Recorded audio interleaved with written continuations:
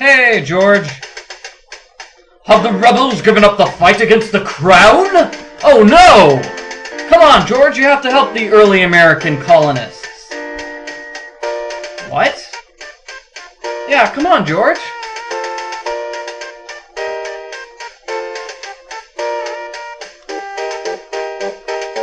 Uh-oh. We're going to have to find some way to get George to trust us. And you know how to do that? We use the dollar bill.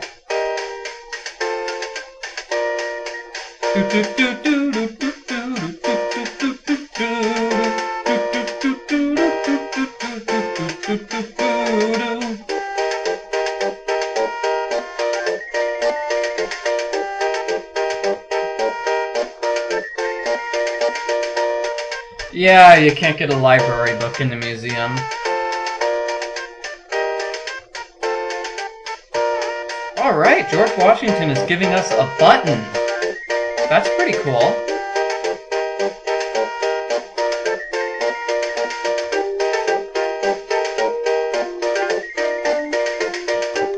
Alright! So, this is basically our challenge. We're going to get George's memory back by showing him proof. Showing him proof that the early colonists have been oppressed by the British. Oh, okay, so sometimes there are different information on different informational plaques on the different exhibits. Good to know.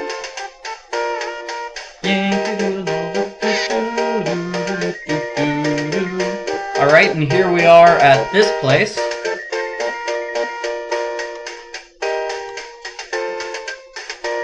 What is this place?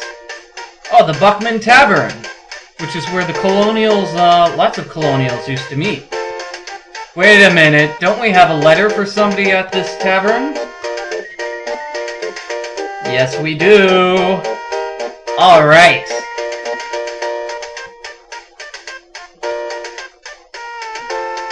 Alright, so he's given us a jug of water. And he gives us a sandwich. Sandwich wrapped in newspaper, and the newspaper is the Pennsylvania Journal about the Stamp Act. See, the British put a tax on pretty much all the things that are printed, including newspapers, books, and all other documents, including letters, which is why they called it the Stamp Act, because, you know, at least I think that's why they called it the Stamp Act. They could have called it the Stamp Act because you always had to get the British stamped in order to, you know, have anything published. It could be that too. I'm not quite sure. I can look that up right now if you want me to. Okay, yeah, it was called the Stamp Act because you had to get the tax stamp on anything in order to get it published. Well, not just published, they also taxed playing cards. So you couldn't use playing cards unless they had the tax stamp on it. And the Americans were mostly upset because a Tory. They were upset because, well, they didn't get a chance to they didn't get to decide whether or not they got taxed.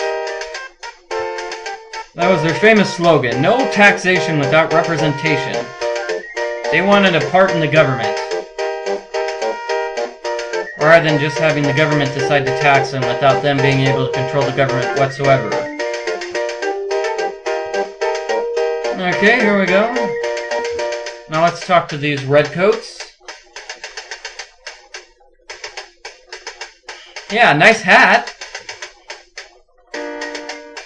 This is oppression. These rebels are everywhere.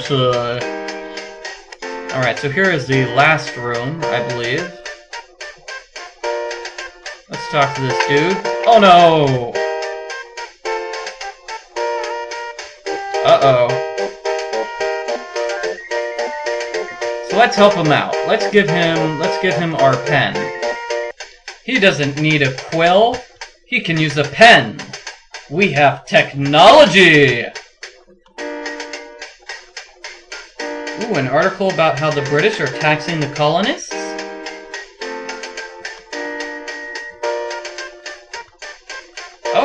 Cool. We'll just take that one. Oh no, this is about the sugar tax. Aw, man. I guess that means the colonists couldn't have sugar cookies. Well, here, no taxation without representation. Like I said, that's the rallying cry of the protesters. Can we talk to this guy anymore? No? Let's take the candle.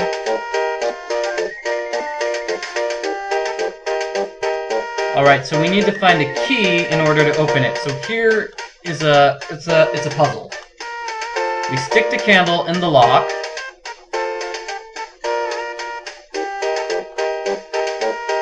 And we get a big thing, we get a wax representation of the key. Now we're gonna go back. We're gonna go back and meet our buddy who's the, who used to make keys for us. And now he's making swords. Uh-huh. See, he's a locksmith. So we're going to give him the wax key.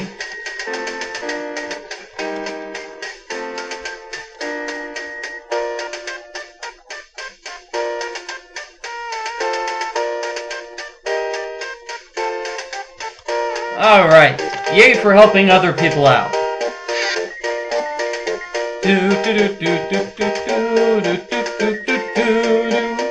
And when we come back, we get the key.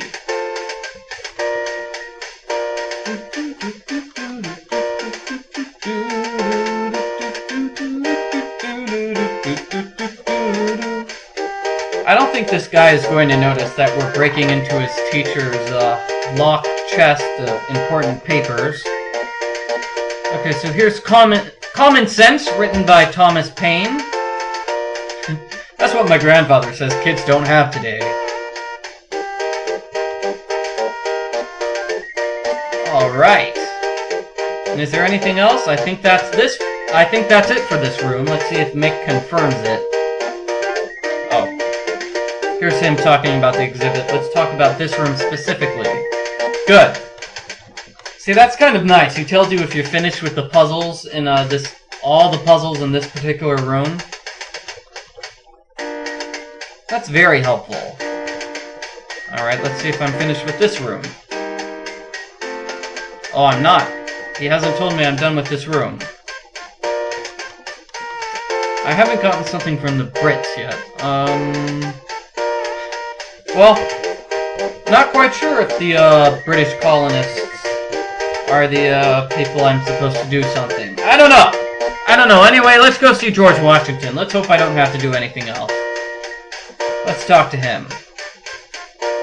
We've got lots of news for you, George. We've got plenty of pieces of paper. Uh-oh. He's just like the guy at Ellis Island. He wants a lot of stuff to be convinced.